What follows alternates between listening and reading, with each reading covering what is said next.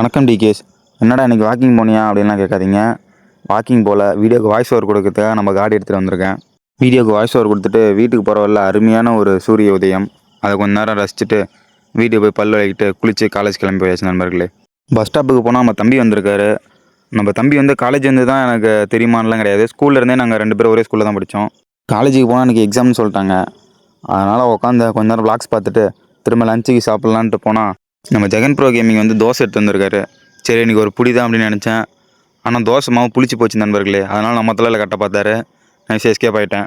சாப்பிட்டு கிளாஸுக்கு வந்தால் நம்ம ஜெகன் ப்ரோ கேமிங் வந்து கோதாவில் இறங்கிட்டார். படித்து வாழ்க்கையில் முன்னேற போகிறாராம். ஒரு வழியாக எக்ஸாம்லாம் முடிச்சுட்டு நம்ம அட்டிக்கு போனால் எல்லாம் சின்சியராக ஏதாவது பேசிகிட்டு இருக்காங்க. கொஞ்சம் நேரம் ஒட்டி கேட்டுட்டு இருந்தேன்.